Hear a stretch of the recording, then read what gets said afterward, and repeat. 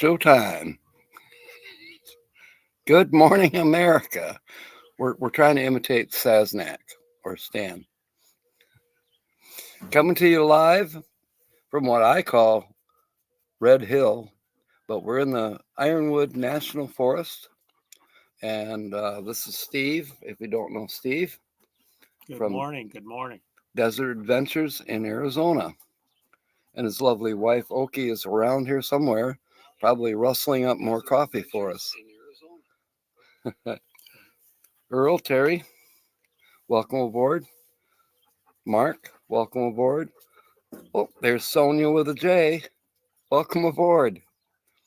I know you all want a quick update on me. I'm good. Even the wrist is healing. The Band-Aid fell off in the night sometime. That's where they went up with the catheter or whatever. Anyways, into and put a stent in my heart in the main valve. So it's like I'm a new man once again. And Steve and I have been walking around the property. I'll give you a quick little tiny oval shot, if you will.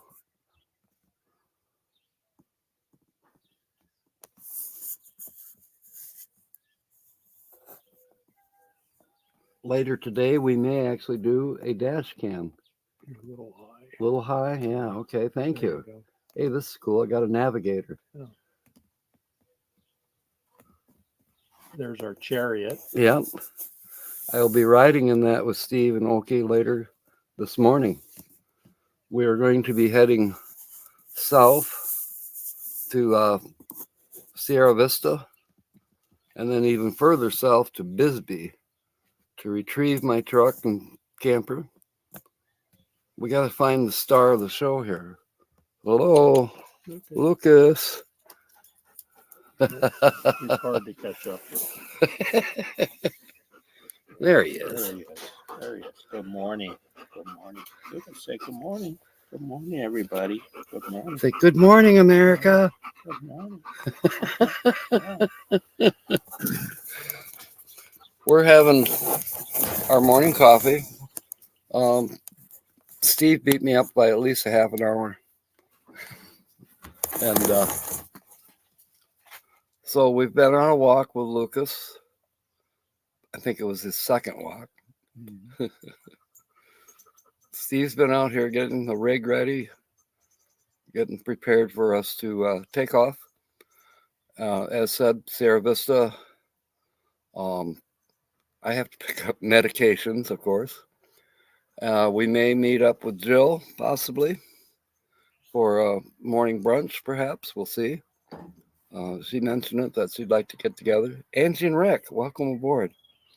And then we'll go from there.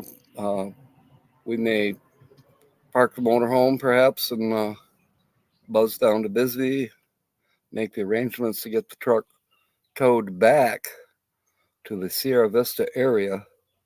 Most likely Whetstone is where it will be for repairs. And then we're going to go camping and exploring. I get to show Steve around Arizona. Yeah, and some of that area down there, I haven't been down there. And so we're always interested in learning about dry camping areas, and that sounds like a good one. So for once, this old pirate is telling a little bit of truth. I've actually walked some ground on BLM land that Steve has not yet. So I'll show him where the cows are. And so the idea is to take the RV down. We're towing my old Cherokee. That's going to be our transportation. So we'll set up on BLM camp there, and then we can use the Cherokee to drive around. We got to find your truck, get that out of Hawk, and then arrange to have it towed. So I'm going to stay down there until Jack gets his truck repaired. So you're working on getting transmission work done on it. So I'll hang around and until Jack's back in his usual situation in your camper And shirtless. and shirtless. I want to say that Steve and Okie have been the most wonderful, wonderful hosts here. I can't say enough. It's been a very, very deep blessing. And that's what this community is about. We've discussed that a lot. We've talked about it for years. I mean, ever since many of us have come on to the scene, on the YouTube scene, and our community has grown. Many of you here have had that experience. And I'd like to thank, I put the word out that Jack had a big repair bill listed on my community tab on my channel and asked for donations to his PayPal account.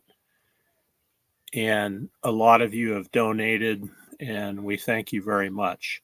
That is Jack's money. It goes straight into his account. No one is handling it. I'm not touching it. I'm not taking any of it. Everything that's donated goes straight into his account and goes towards getting a transmission and whatever tow bill you end up with and stuff. So thank you everybody that's donated. And if you can and you have a couple extra bucks, Jack is not asking this. He hasn't asked for any of this. I'm doing this to try to help him out. And then my contribution is to get him back in his truck. So we're going to drive down there and do the best we can to get that taken care of. As they say in the United Kingdom, I'm riding side saddle right now. But soon, then I can do the Jackie Stewart imitation. It's a great day for a multi-car race. Good morning, Jill.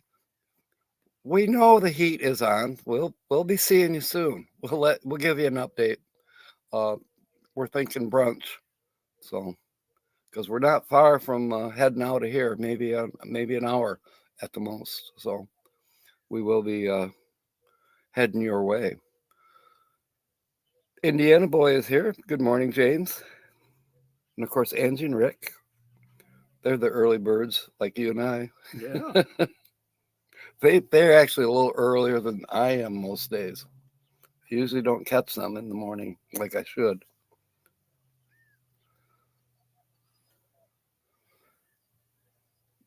So when your vehicles are garaged, do you still have to leave lights on or anything like that concerning the pack wraps? Or not typically when they're in the garage, but one issue we have out here is pack rats, and in any vehicles we leave out in the desert here, we'll leave the hoods open, and that discourages the pack rats from moving in because it's open air. Okay. They like to be inside.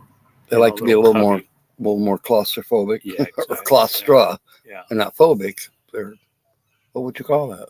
Just claustra. I guess so. We just made up a word, claustra. Usually on top of your engine as they chew the wires, for their midnight snack. And then you get up and try to start your car and all your lights are going crazy, and that's usually a pretty expensive repair. Yeah, I can imagine. Yeah.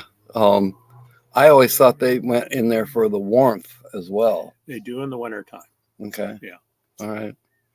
Jeffrey, good morning. Carol, welcome aboard. Oh, I am, Jeff. I'm definitely enjoying the relaxation. I am so spoiled I can barely walk. No, actually, on the obverse of that, yesterday, Steve and I took a short tour around the property, which is lovely, by the way.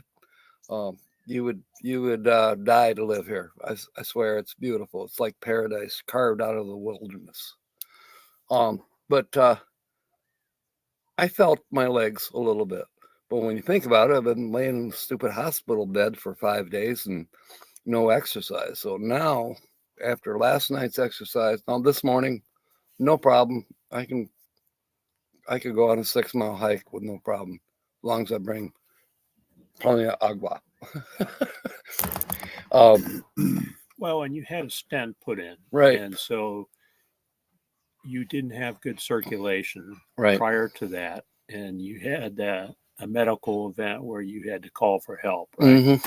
And so your circulation has not been normal probably for quite some time. Yeah, and I didn't realize. I just thought, okay, so I'm getting a cold, a little shortness of breath, and blah blah blah, and then they diagnosed it as pneumonia. But fortunately, through the miracle of modern medical science, their test said there's something else wrong.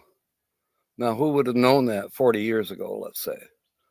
No, they did their blood tests, and then they did a CAT scan and echogram and all kinds of things, and said, you had a heart attack. I said, no, I didn't.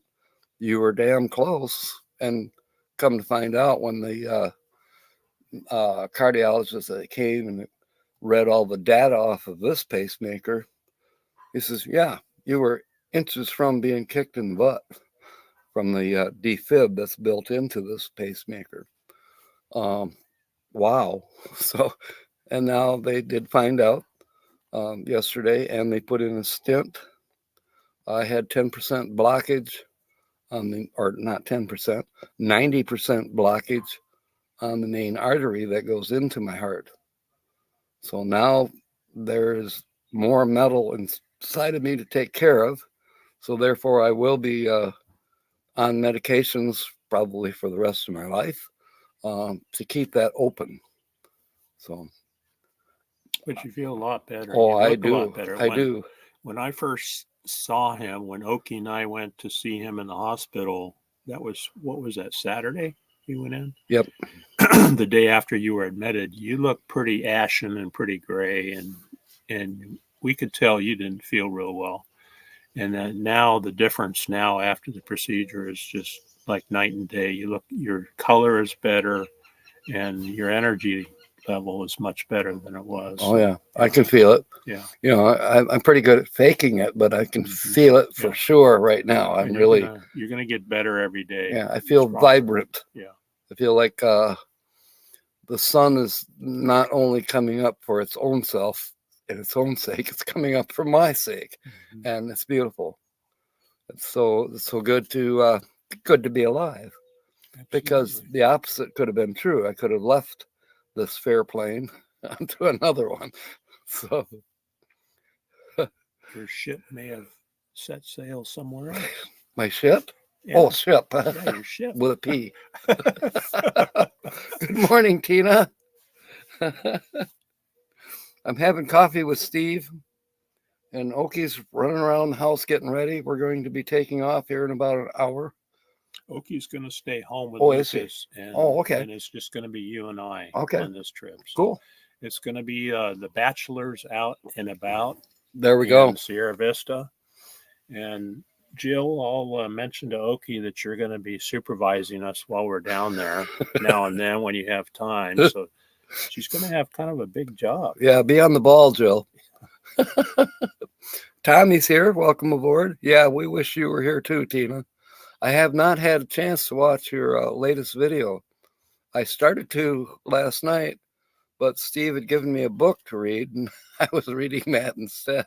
And then all of a sudden, I realized I was asleep. But I will catch up with you. Taco's here. Good morning, Bree. For those of you who don't know, when you see the person named Taco on my live stream, that's TGIF. We have not figured out why on my channel TGIF is blocked. We've never, it's been that way for about a year now. We still do not know why, other than to say YouTube is fickle. Naj, welcome aboard. Great to see you. Jeff had a big scare. Yeah, that's high pulse, Jeff. And then when you told me it was the Graves' disease, I almost, threw a banana peel at you for your other foot. We're glad you're okay, Jeff. Seriously. Now, Angie mentioned a little earlier in the chat to make sure that you take it easy. Oh yeah, Yeah, that you don't push. I will. It's going to take time to come back. I won't fight you for the steering wheel. You Okay, can all right. drive. And no marathons yet. No marathons. No 6 mile hikes today. No. Maybe 4. There are some nice, easy trails at La Silla. How can I say that? La Silla. You got me. You got to show me. Jill, how do we say it? You know where I'm talking about. Yeah. That place down there, down south. Yeah, over by west of Whetstone. Yeah, the Hispanic words are not easy to pronounce. Not for me. Yeah, me either. And Jill slaps me every time. You know, it's Sonoita. Yeah. Okay. Okie pronounces it like that too. I just say Sonoida. Right. That's Yeah. how, well, I even made it more flourish. I would say Sonoita. Sonoita, as in feminine. Everybody says, no. Jill lives down there, so she knows. She does know. Yeah. She taught me how to say Huachuca instead of Huachuca. And Hitch Up and Toe says, and no chasing the skirt, Captain. Well, I'm not wearing a skirt. So he's safe. I'm safe. I don't know. I think your reputation precedes you, because in the chat on my live stream there were a number of comments of Captain Jack chasing nurses. So how are the nurses in the hospital? I tell you what, one in particular, 2 in particular were definitely angels. Mm-hmm. And Tina knows who I'm referencing. But yeah, I had extremely good care. Jill kept saying, you got to ask for a sponge bath. Well, I finally did get one. So yes, I had a very pleasant visit at a hospital, as much as you can ever say that you have a pleasant time in the hospital. No, I didn't really want to be there, but I'm grateful that I was. So. And this hospital is the oldest hospital in Tucson, St. Mary's Hospital. It's a very old structure, very old building, but Okie and I have been to all the hospitals around the Tucson area, and when you walk in St. Mary's, it's just comfortable. You know, it's comfortable. The nurses aren't stressed. Right. And other places that we've been, the staff is all stressed and they're going 100 miles an hour. Right. I didn't feel that.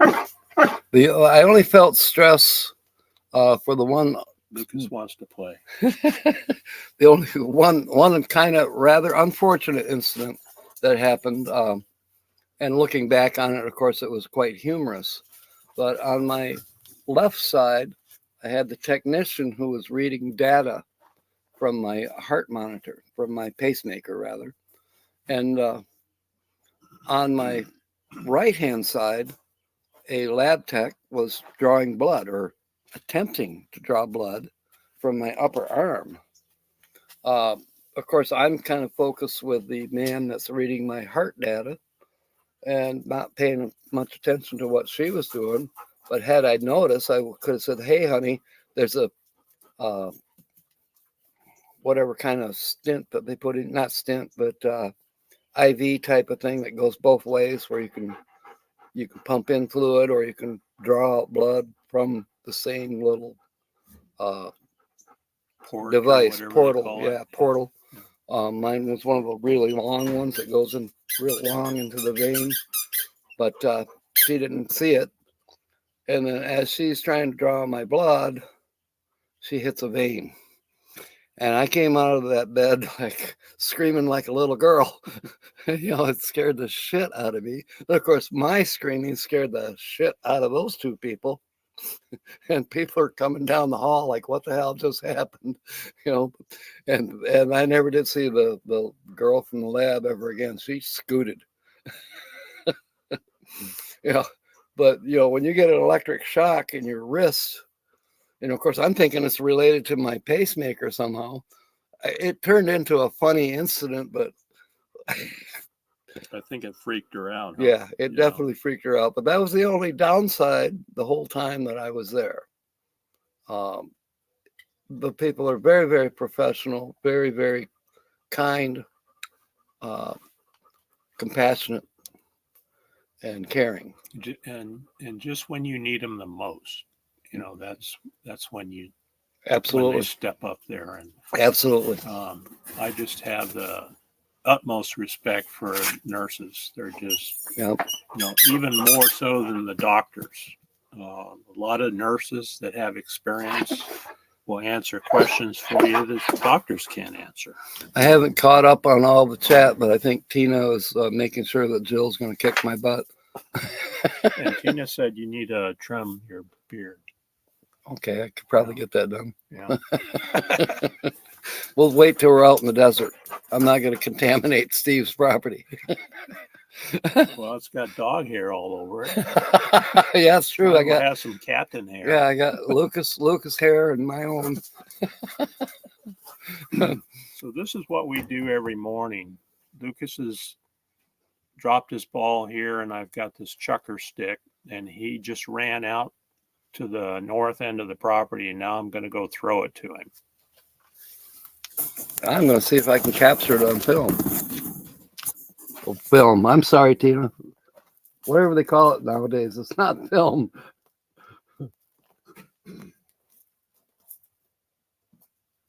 And pretty soon he'll come running back. For those of you who may not know, although Steve has told you if you've been here on any of his live streams, Lucas is trained to avoid snakes or alert on the snakes. And here he comes. Specifically rattlesnakes. Yes. Yeah. Now he's dropped his ball over here, and he's like, "Are you going to come get it?" No, we're not. You're going to bring it to us. It's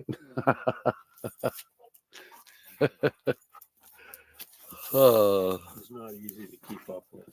No, he's not. He's got a little more energy than you and I put together. He does.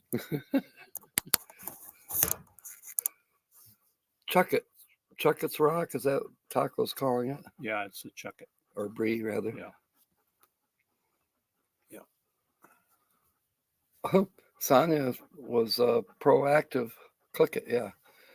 Chuck it. Chuck it. Chuck it. Okay. Mm-hmm. Sonia was proactive in tracking me down to let Kathleen know and everybody. So I super appreciate it, Sonia. You guys are wonderful. Yeah, I think Kat contacted me. She got my phone number from Bronze Seas America. Okay. And I know everybody was talking, and I was contacted by 2 or 3 other people right after that. So as soon as folks heard that you were in trouble, everybody was looking for you to see what they could do. And then fortunately they got hold of me, asked me if I would jump in and help. And of course I'm here for anybody who needs help. That's right. And he absolutely is, believe me. Jeff would like to know more about how did Lucas get trained for the snake training? So out here in the desert in southern Arizona, we have the diamondback rattlesnakes. And a lot of pets get bitten. A lot of people are bitten by them. And so there are a couple of organizations at the Humane Society where you can take your dog in, and they bring rattlesnakes in, and they teach your dog to avoid them. What they do is they put a shock collar on your dog, and they set up rattlesnakes in this enclosed yard area. And they have you walk your dog around, and they want to train your dog to recognize the rattlesnake by sight, by smell, and when they rattle, by hearing them.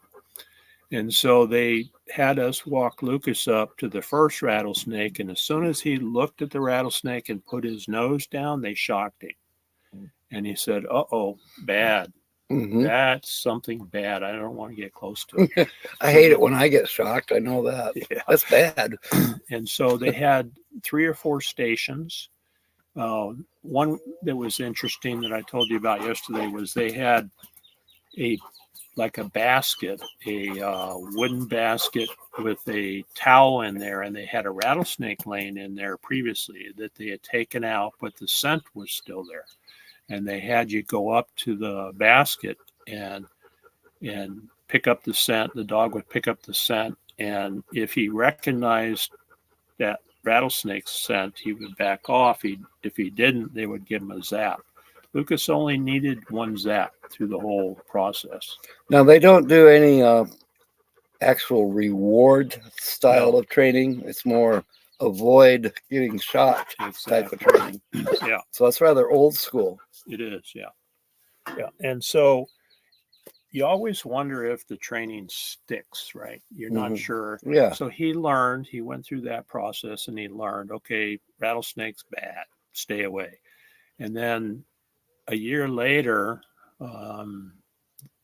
last summer, we had a couple of rattlesnakes that I got the grabber and I dropped them into a 55-gallon drum over here. And then I had Lucas come out in the yard and just walk around, and you could tell by his reaction that he could smell it. He could smell a rattlesnake because he was looking. Where is it? I can smell it, but I can't see it. And so he knew, okay, it's in this area where I had him in the barrel over here. And so he took off and he didn't come back. And so I've been able to test him a couple times. Had one probably a month ago or 6 weeks ago, had a small 2-foot rattlesnake. And so I laid him out on the concrete over by the garage and then had Okie bring Lucas out. And as soon as he saw the rattlesnake, he avoided it. You know, he went the other way and he stood back and he watched, but he didn't come close to it. That is good. So I would assume that is a beneficial thing to you and I, for instance, if we're out walking with Lucas, that he kind of more or less points on a rattler or another type of snake. So it gives you warning. Yeah, first thing in the morning, I'll take Lucas out without his ball and I'll make him walk the perimeter with me.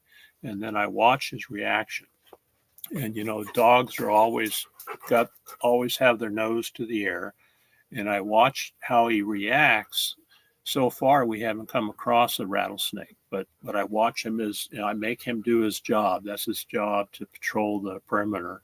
And then once we make the one loop around, then we go get his ball, and then it's playtime. Right. So that's his job. And you mentioned that your only worry is that because he's rambunctious still, and will be because he's a very healthy dog, that he might overshoot the fact that there's a snake laying there because he's running after the ball. He might just go right over the top of a rattlesnake. And see what he did? He just banged me on my leg with his paw. Yeah, throw that ball. Yeah, throw that ball. He just ran off. Yeah, he's out that way. Tina, thank you very, very much. Yeah, my pacemaker is doing its job. It hasn't had any glitches. It was this close to going off, according to the technician that spoke with me. It did detect that there was an anomaly going on, and it was in its ready state to, in your terminology, put a 6-foot or a size 6 boot into my heart to pump me and keep me going. That didn't quite happen, but I was very, very close. Okay, this is for Jill. Jill, if you're in the chat, I'm going to make him drink some more water. Thank you. Thank you very much. Yeah, she might still be in the chat. She is expecting you and I to contact her when we get closer to Sierra Vista. Okay. Gypsy Grin and Vanilla Grill. Yeah, that's Jeff. I have rattlesnakes and cottonmouths in Ohio. And, wow, it sounds like they have a number of snakes there. Diane, how do you know? Diane says rattlesnakes smell like cucumber. I don't know. There's a lot of discussion during Lucas's training. Rattlesnakes have a unique smell to them. And after you kill them, if you kill them, their smell goes away. And other snakes don't smell like a rattlesnake. And so they cautioned us that any other snakes your dog may not smell. Something else that happens too is when it's real windy, you have a really blustery, windy day, sometimes the dog won't pick up the scent. If the wind is blowing the other way, away from him, and he comes up on the snake, sometimes they won't pick up on it. So it's not a fail safe, but it's certainly better than nothing.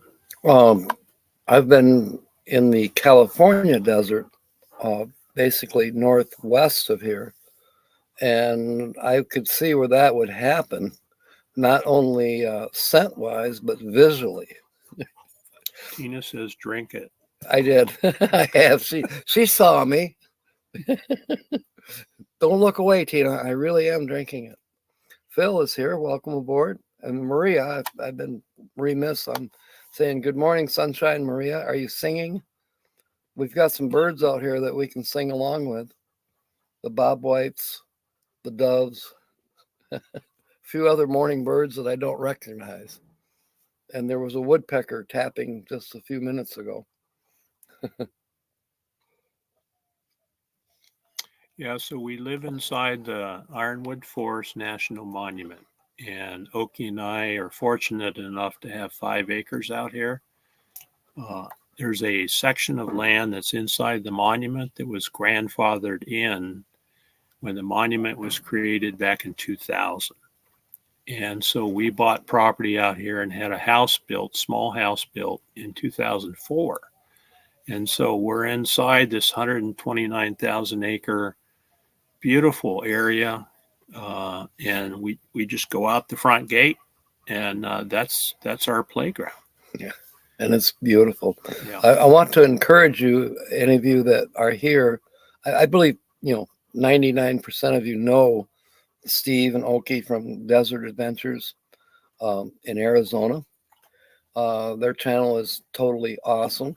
Steve has gotten really into drone flying.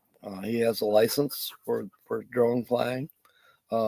This area, unlike other national monuments in the United States, and I would presume provincial lands in Canada, most of them are prohibited from flying drones. However, here in the Ironwood National Forest, well, I'll let Steve explain it a little bit better. Right. So there's an Army National Guard heliport just to the north of us, and they train out here inside the Ironwood Forest National Monument. And this is designated as a military operations area, MOA they call it.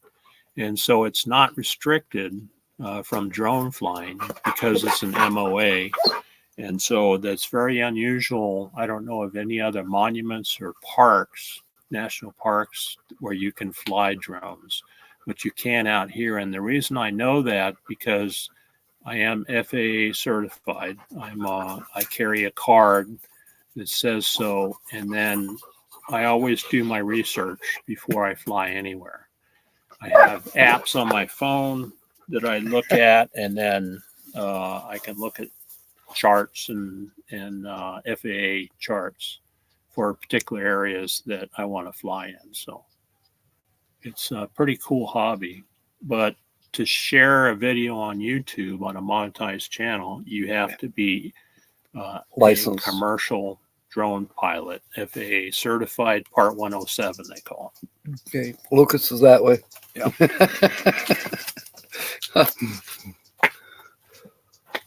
That's a good question, Tina. I will ask him here in just a second.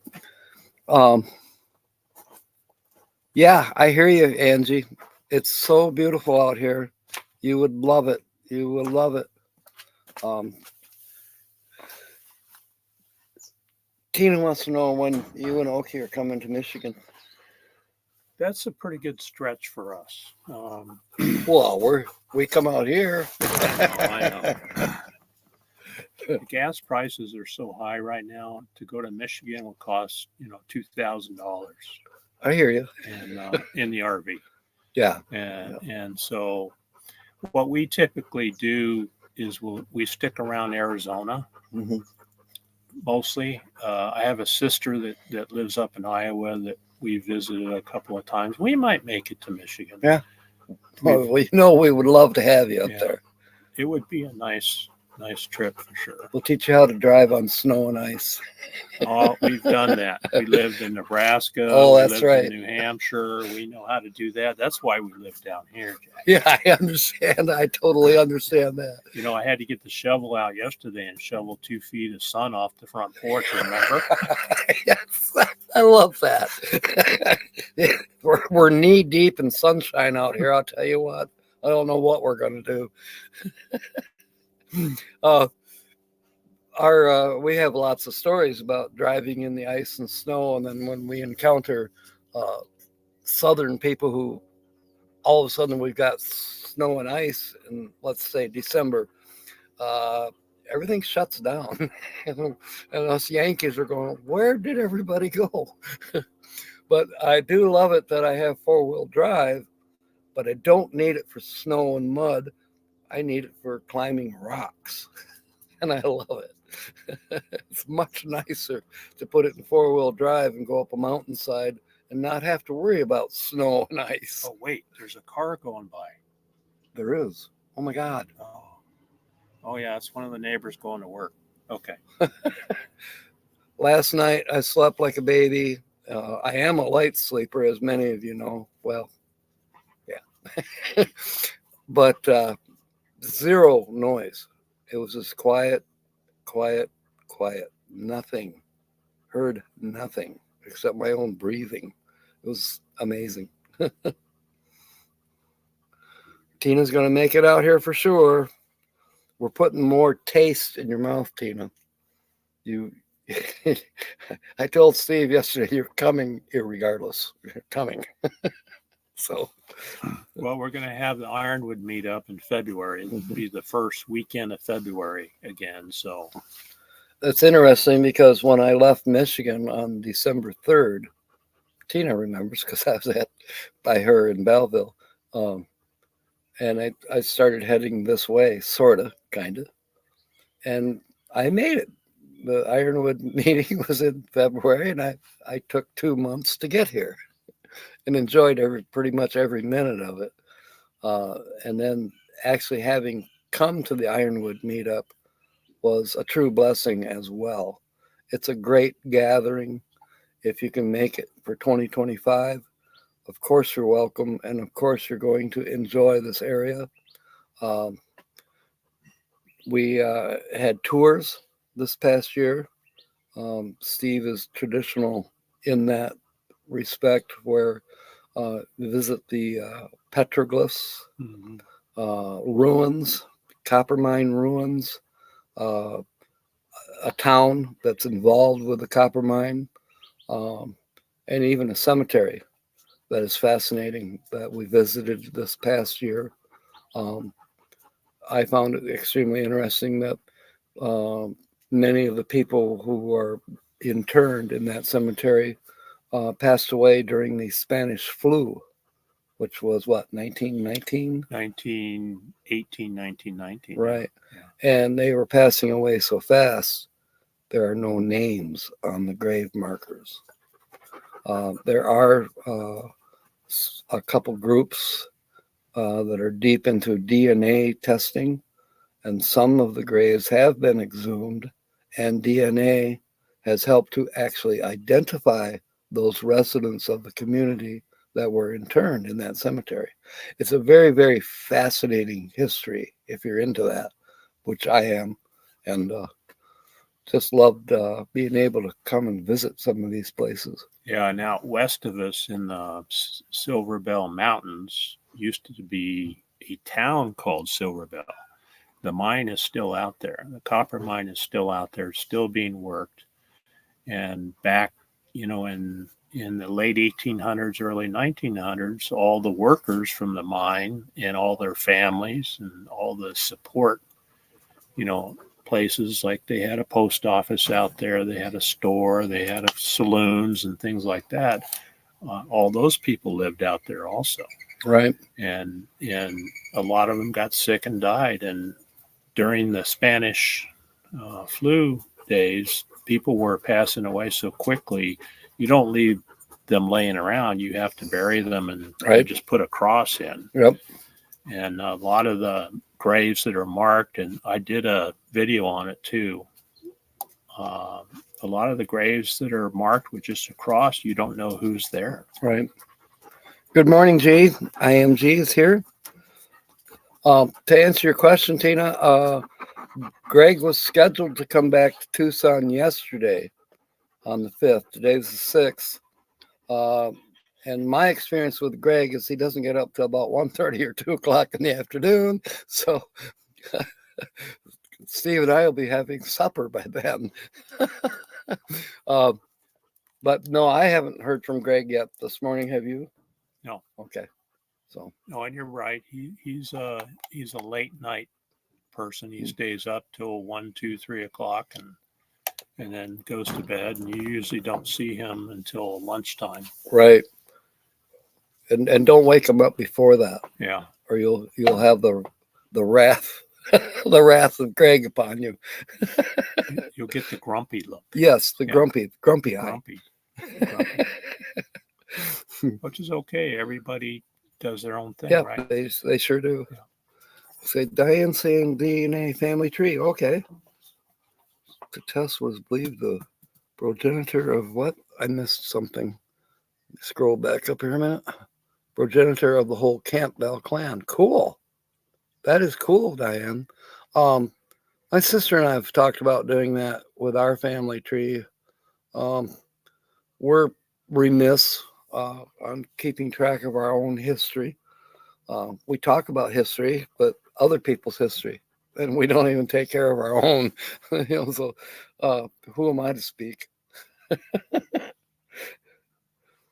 But it is fascinating. And when you think about, oh my gosh, there's somebody on a bicycle.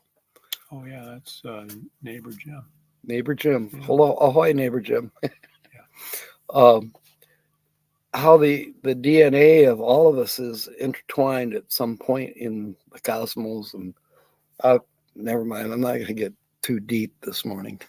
It's too early for too early to moving too deep into the cosmos. Right. Yeah. We've flown our astral plane overnight, and now we're back into semi-reality, unless this really is the Matrix. Ring that bell. Lucas, there's a lizard. He's chasing. He's chasing a lizard. Yeah. Cool. His tail is a wagon. Where's my friend the lizard? We can make up a new cartoon with Lucas, Mr. Lizard. I love it. Oh, it was Greg's birthday yesterday. I didn't know that. Well, then he'll definitely be sleeping in today if that's the case.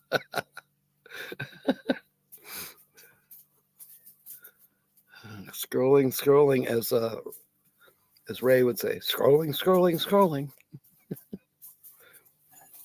Justin and Christina, welcome aboard. Good to see you this morning. To catch you up, I'm at Desert Adventures in Arizona with Steve.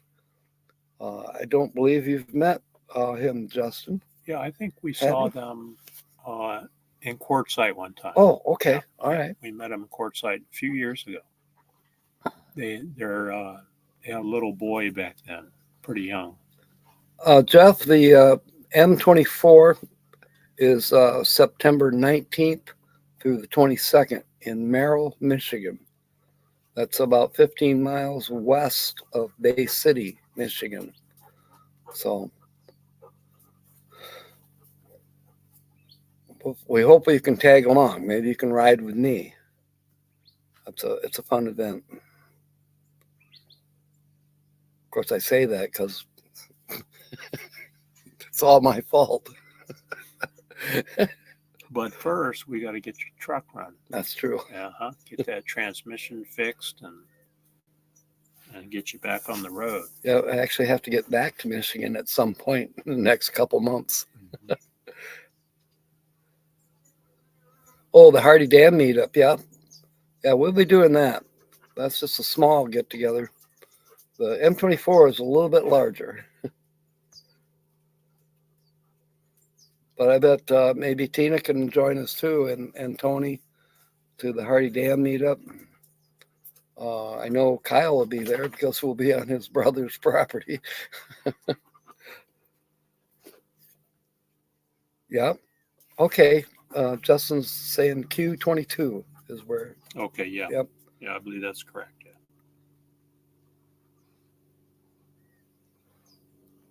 The last part of September.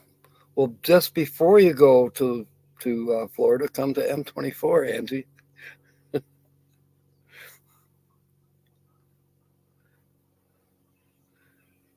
Phil is saying happy genealogical research. See, I was able to say genealogical. Don't ask me to say it later today because I won't be able to. Tina, Hardy Dam, Croton Dam is west of my cottage, about 40 miles. It's between Sparta and Muskegon on the Muskegon River. Nearest community would be Newaygo.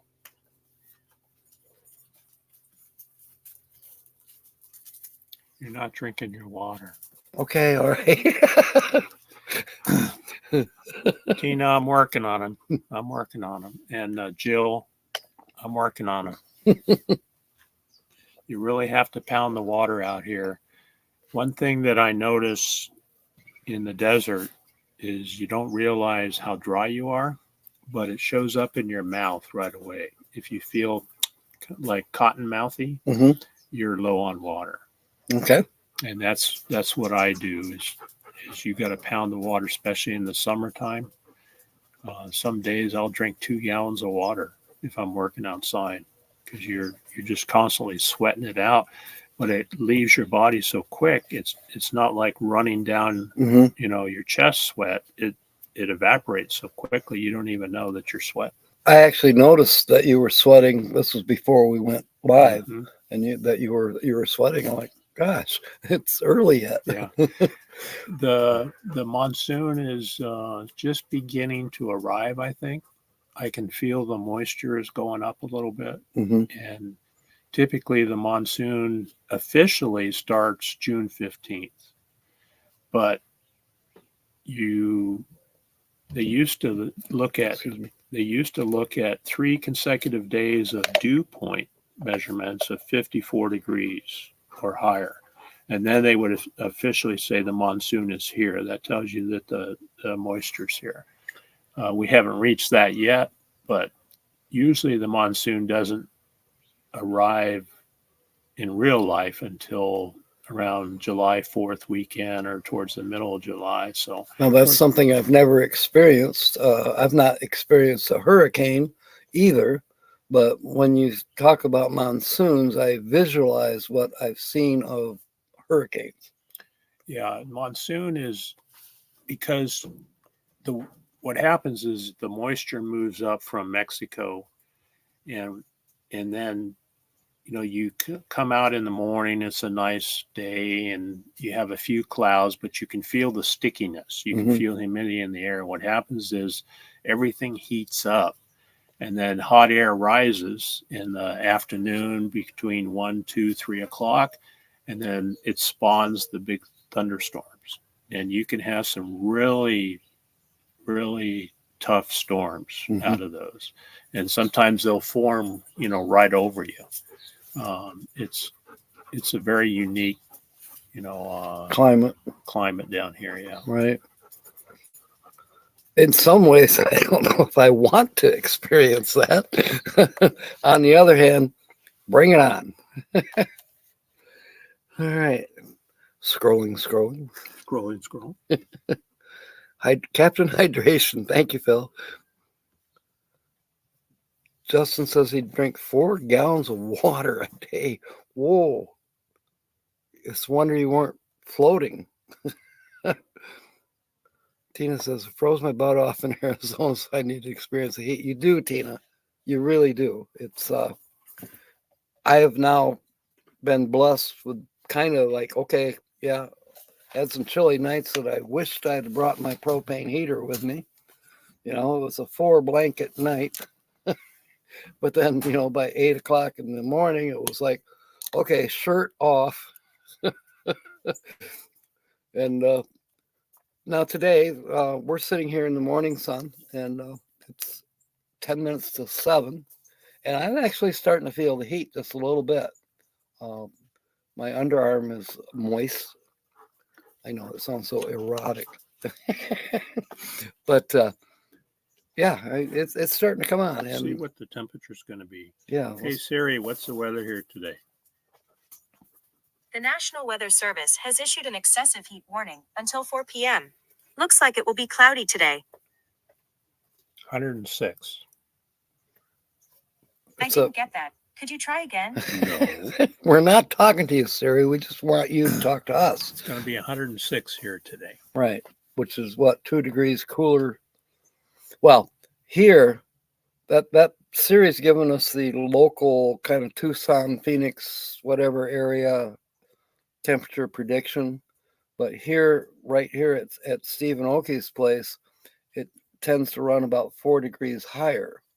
So last night when we were having supper, it was 108 degrees outside. Very comfortable in Steve's house. It was, you know, medium 72 degrees, beautiful. But outside, you step outside, you could feel it. You know, it would hit you. It's like walking into a hair dryer. Yeah, A exactly. hair dryer. Uh-huh. Yeah. Yeah, we're getting into that time of year. So what we do out here is we start our day early.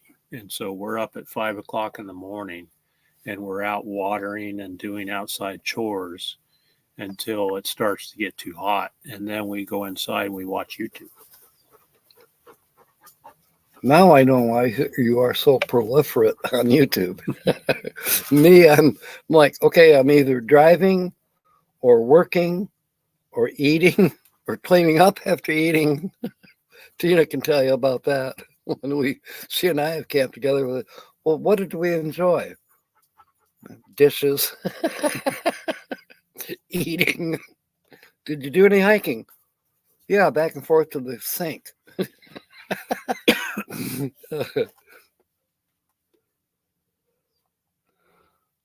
Sonia's like she's scared about the electric bills.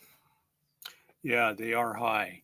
They're definitely high. And some people have $400, $500, $600 electric bills in the summer from running the air conditioner. And that would give me a heart attack. Yeah, you have to acclimate yourself to sitting in your house at a higher temperature. And so what we do in the heat of the summer is we set the air conditioning around 77 to 78. And I had it set at 77 last night for sleep. And that's pretty comfortable for us desert dwellers. Now, a lot of people that from back east or up north, that's pretty warm. Mm-hmm. How did you feel last night? I was very, very comfortable. Yeah. And because it's dry, you know, it's more comfortable. So the drier it is, the higher the temperature you can put up with, basically. Right. For me, I worry a little bit, although surprisingly, I have not had much issue with dryness of the sinuses. In Michigan, it's been about 10 years or more, I had an issue with low humidity. We had low humidity in the middle of the wintertime, around 15%. And that caused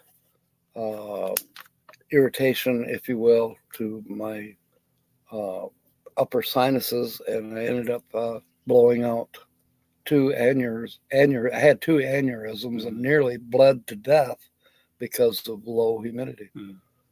Well, we're about 12% here right now. I haven't looked this morning, but the humidity will start to go up now that we're moving into monsoon. Right. You can see some of the clouds, Mhm. and they're coming in from the southwest is where the flow comes in, Right. and so as it picks up, but typically we're anywhere from 8 to 12% humidity this time of year before the monsoon comes in. It does dry your sinuses out. Right. Well, I've been using hydration religiously. You know, We actually so much so that it clogged my artery. we keep a humidifier in our bedroom, and a cold mist humidifier, and we turn it on low, and that helps the sinuses quite a bit. It's fascinating out here, and I'm fascinated with what I'm learning, and learning to practice.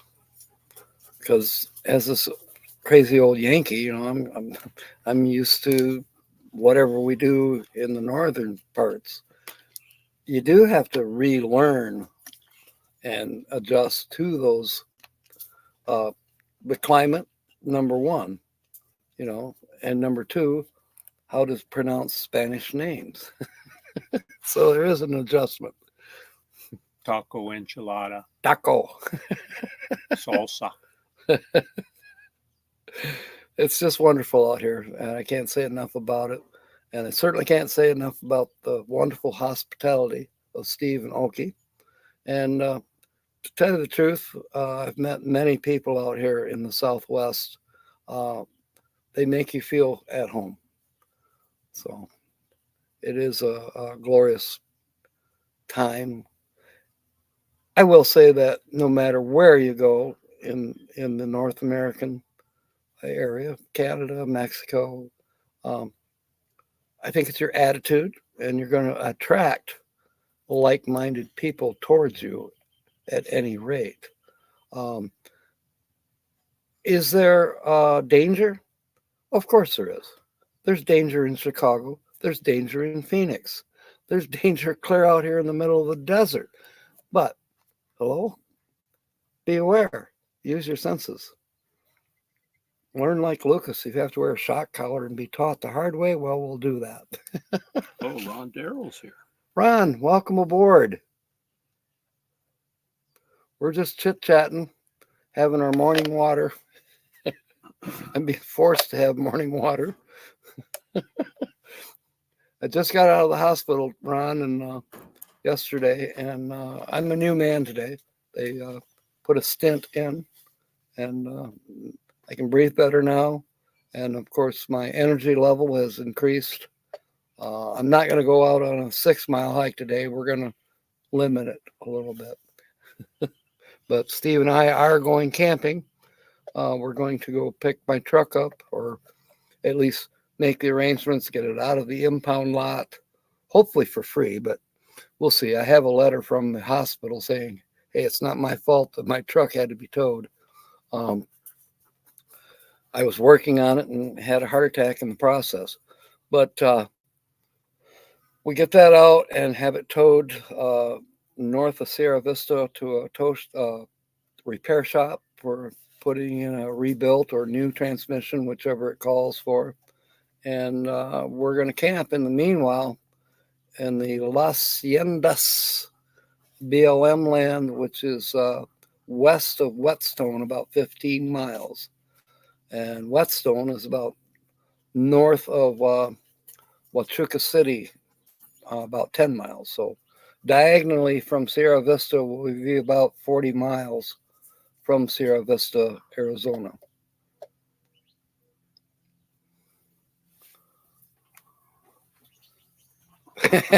Sonia with a J says she keeps her broom at meat locker temperatures. Yes, Ron, I will try to keep up with the girls. They're still faster than I am, unfortunately. G is saying he's putting up a solar array. Wow. It sounds like you know what you're doing, G. But then aren't you, you're a native Arizonian, are you not? I think he is.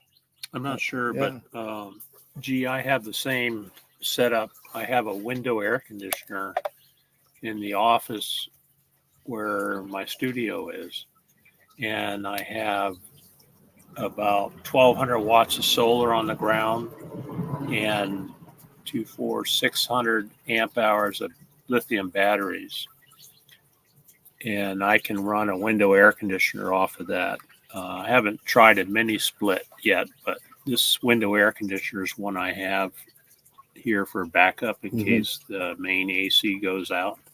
We can cool one room in the house if we need to and run it off solar. And I also use the solar and the batteries for power when the electricity goes out, which happens out here often. And so that gives us lights, and we can keep our internet up, and so that we can continue to watch YouTube. Right. Well, I got to say, I've got a full, well, close, we'll call it 3/4 signal right now on Steve's Wi-Fi. And Verizon signal is a little bit less than that. We could have broadcast on the Verizon signal here in the front, more than likely. But if we were to meander just a little ways, I would lose Verizon and Steve's Wi-Fi is too. So we have to kind of stay close to the source for having a good signal here. No, G, I don't. I have PayPal. Chase, just don't catch. Okay, Ron. Tina's suffering with squirrels. The Lano, Texas forecast just popped up, but I missed it. Mexico doesn't know what a wet burrito is. What do you mean, Jeff? Because it doesn't rain down there? And a burrito, isn't that a small donkey?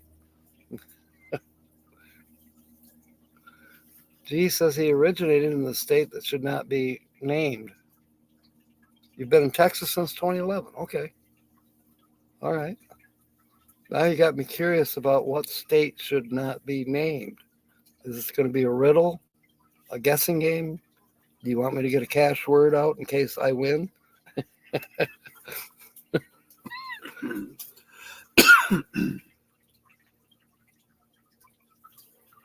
You're using Starlink. Okay, Justin.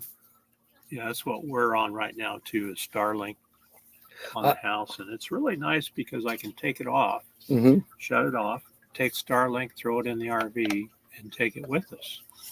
We're not doing that this time because Okies staying home, and I want to make sure she has connectivity.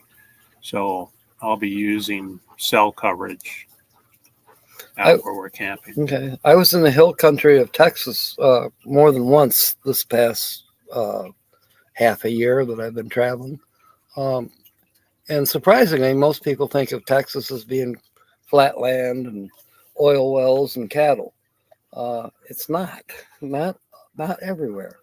The hill country of Texas will surprise you.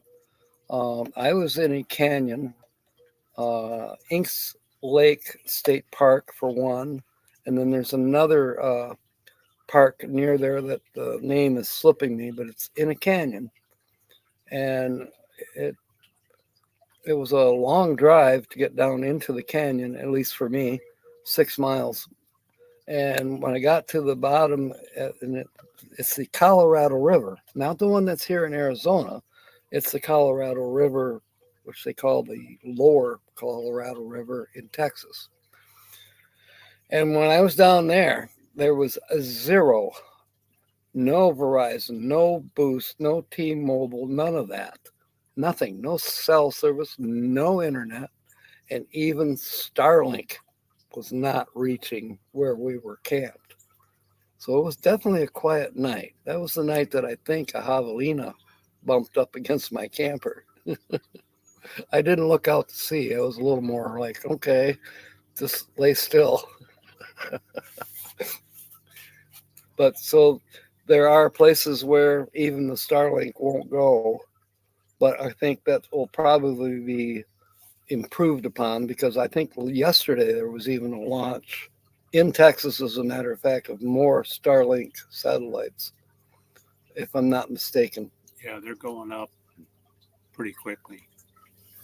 I think they're close to having full coverage over the U.S. and then they're working on the overseas coverage now. Mhm.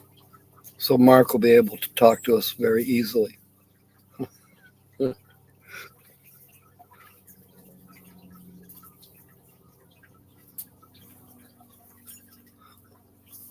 Are you talking to me, G? I don't check my email as often as I should. He said he kept sending you emails to come and stay at my place. Ah, okay. Tina says she got sidetracked. Easy for her. Typing about common sense. It's hard to find. Yeah, you're right. You're right, Tina. And I know you're referring to me. Did I tell you what Tina did to me?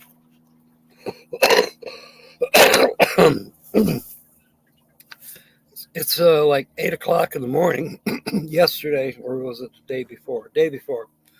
And I had to fast overnight, so I hadn't eaten in over 12 hours. No water, no food. And she's sending me pictures of what's in her crock pot. You're not working hard enough. Okay. Start guzzling that water. All right. I'll stop talking. You can talk. No, I don't know that story. You have to continue it.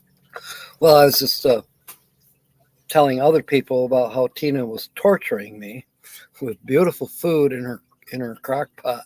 Well, I'm sitting there going, damn it, why can't I have breakfast? They did feed me specially, though, even though it wasn't supper time or lunchtime. When I did get out of surgery, there was food waiting for me in my room. So, very blessed and thoughtful situation for people going through similar incidences with their hearts at St. Mary's Hospital in Tucson. Very, very, if you're going to have a heart problem, make sure you go there. So, yeah, they're good people.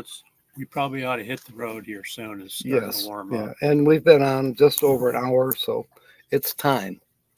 So we want to say good morning and God bless from the Ironwood National Monument in Arizona. Steve, Desert Adventures in Arizona, and myself, as you all know, the crazy captain. Fair winds and smiles. We'll catch you later. We may do a dash cam. Who knows? We'll see. But we will definitely catch you later. May God bless. Thank you for being aboard, mateys. End the stream.